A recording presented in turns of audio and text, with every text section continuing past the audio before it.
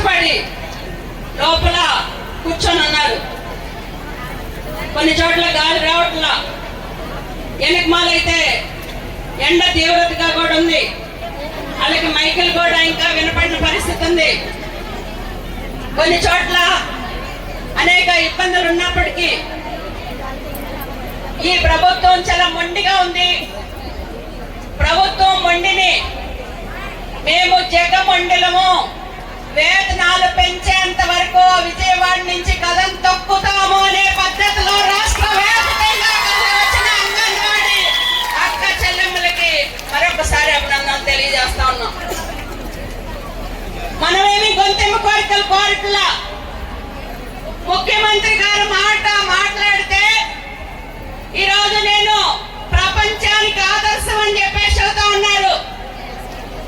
ప్రపంచానికి ఆదర్శం కాబట్టే, ప్రపంచంలో అందరికన్నా తెలివైన వాడిని కాబట్టే ఆంధ్ర రాష్ట్రానికి పెట్టుబడులు వెల్లులాగా వస్తా ఉన్నాయి అని చెప్పేసి రోజు పత్రికలు, టీవీలు, మీడియాల్లో కోడైకొస్తా ఉన్నాయి. మరి అంత తెలివైన ముఖ్యమంత్రి గారు ఈ రోజు ఆంధ్ర రాష్ట్రానికి ఉండటం మన అందరూ అదృష్టంగా భావిస్తా ఉన్నాం. మొన్న బడ్జెట్ సమావేశాల్లో గతం కన్నా 330 లక్షల కోట్ల రూపాయల బడ్జెట్ ప్రవేశపెట్టాము, ఇది మా ఘనత అని చెప్పేసి చెబుతా ఉన్నారు. మరి ఇంత ఘనమైన బడ్జెట్ పెట్టినప్పుడు, ఇంత తెలివైన ముఖ్యమంత్రి గారు ఉన్నప్పుడు ఆంధ్ర రాష్ట్రంలో అయ్యా పేదలకి, గర్భిణీలు, బాలింతలు, చిన్న పిల్లలకి మూతి తుడుస్తున్నా, ముక్కు తుడుస్తున్నా, తిండి పెడుతున్నా, వాడికి 1, 2 చేస్తా ఉన్నావు. గర్భిణీలు పౌష్టికాహారం తగ్గించడానికి నువ్వు మాకు బిల్లులు ఇవ్వకపోయినా మా సొంత డబ్బులు పెట్టి తల్లి మనసు కాబట్టి ఈ రోజు ఆ బిడ్డలకి తిండి పెడతా ఉన్నావు. తెలంగాణ రాష్ట్రంలో 13,500 రూపాయలు ఇస్తా ఉంటే ఆంధ్ర రాష్ట్రం అంగన్వాడీ మహిళలు ఏమి పాపం చేశారు ఆ మాత్రం తెలియలేదా నాయన నీకు అని చెప్పేసి మనం అడుగుతా ఉన్నాం. అంతేనా, ఇంకేమన్నా అడుగుతున్నావా? మరి ఆ మాత్రం తెలియలేని ముఖ్యమంత్రి మనకి ఎట్లా ప్రపంచ మేధావి అని చెప్పేసి మనం అనుకుంటాం. రాష్ట్రంలో అంగన్వాడీల్ని ప్రభుత్వ సర్వీస్ గా గుర్తించి ప్రభుత్వ బేసిక్ అమలు చేస్తా ఉన్నారు. కానీ అది అమలు చేసినా నువ్వు తెలివైన ముఖ్యమంత్రి అని అనుకుంటాం. ఈ రోజు కర్ణాటక రాష్ట్రంలో మనకన్నా అదనంగా వేతనాలు ఇస్తా ఉన్నారు. కేరళ రాష్ట్రంలో మనకన్నా అదనంగా వేతనాలు ఇస్తా ఉన్నారు. హర్యానా రాష్ట్రంలో మనకన్నా అదనంగా వేతనాలు ఇస్తా ఉన్నారు. ఈ రోజు దక్షిణ భారతదేశం మొత్తం అంగన్వాడీలకి ఆంధ్ర కన్నా అదనంగా వేతనాలు ఇస్తుంది. వాస్తవం కాదా అని చెప్పేసి మేము అడుగుతా ఉన్నాం. ఈ రోజు నిజంగా మీరు తెలివైన ముఖ్యమంత్రి గారు అయితే ఆంధ్ర రాష్ట్రం కూడా ఆ రాష్ట్రంలో ఈ రోజు మంచి గుర్తింపు రావాలంటే ఈ రోజు నిజంగా నువ్వు తెలివైన ముఖ్యమంత్రి అయితే దక్షిణ భారతదేశంలోనే ఎక్కువ వేతనాలు ముఖ్యమంత్రి గారు పెంచాలి అని చెప్పేసి కూడా మనం ఈ సందర్భంగా డిమాండ్ చేస్తా ఉన్నాం. అంతేకాదు ఈరోజు స్మార్ట్ ఫోన్ తెచ్చాం. అంతా స్మార్ట్, ఇంకా ఏది లేదు. మొత్తం ఏఐ పేరుతోటి దూసుకుపోతుంది పరిపాలన అని చెప్పేసి చెబుతా ఉన్నారు. మరి ఏఐ పేరుతోటి దూసుకుపోతా ఉంటే ఆంధ్ర రాష్ట్రంలో అంగన్వాడీలకి 2024 అంతర్జాతీయ మహిళా దినోత్సవం సందర్భంగా స్వయంగా మన ముఖ్యమంత్రి వర్యులు చంద్రబాబు నాయుడు గారు ఆంధ్ర రాష్ట్రంలో అంగన్వాడీలకి తీపి కబురు అని చెప్పేసి, అమ్మ మీరు రిటైర్డ్ అయిన తర్వాత గ్రాట్యుటీ ఇవ్వకుండా పోయిన ప్రభుత్వం మోసం చేసింది, మేము మీకు తీపి కబురు చెబుతున్నాం అని చెప్పేసి జీవో నెంబరు 8 గ్రాట్యుటీ జీవోను విడుదల చేశారు. ఎన్ని సంవత్సరాలు అయింది? ఇక్కడ రాష్ట్రంలో ఉన్న 1,00,000 మంది అంగన్వాడీలకి ఏ ఒక్కరికైనా గ్రాట్యుటీ ఇప్పటికి అమలైందా?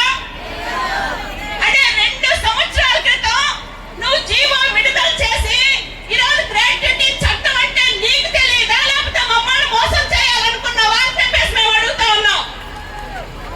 గ్రాట్యుటీ చట్టం అంటే మనం 5 సంవత్సరాలు కనుక సర్వీస్ చేస్తే 5 సంవత్సరాల తర్వాత ఏం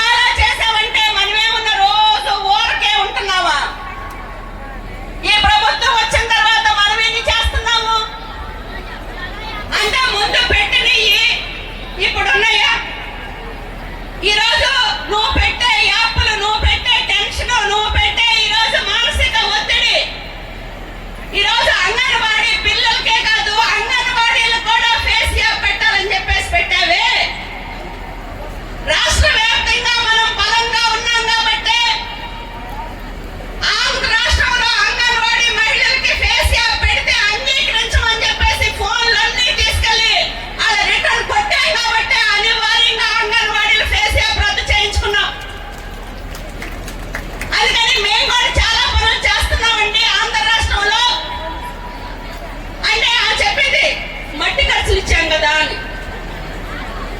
అదే చనిపోయినాక మట్టి ఖర్చులు 15,000 మాత్రం ఇచ్చారట. అమ్మా నువ్వు చనిపోయినాక మట్టి ఖర్చులు ఇచ్చిన మాట వాస్తవమే, కానీ బతికుండగా ఈ రోజు నువ్వు అందరికీ పౌష్టికాహారం చెప్పుకుంటుంటే మరి మా బిడ్డలను మేము పోషించుకోవడానికి మాకు పౌష్టికాహారం అవసరం లేదా? ఈ రోజు వేతనాల విషయం తేల్చాలి అని చెప్పేసి మంత్రి గారికి చెప్పాం. ఆమె చెబుతా ఉంది ఆ ఒక్కటి అడగండి, ఆ ఒక్కటి అడగద్దంట. అది నా చేతుల్లో లేదు, ముఖ్యమంత్రి గారి దృష్టికి తీసుకెళ్తానండి. తప్పకుండా మీ పెద్దలు మేము కూడా సంప్రదిస్తాం, మా పెద్దలు మేము కూడా సంప్రదించుకుంటాం, మీ పెద్దలు మీరు కూడా సంప్రదించుకుంటాం.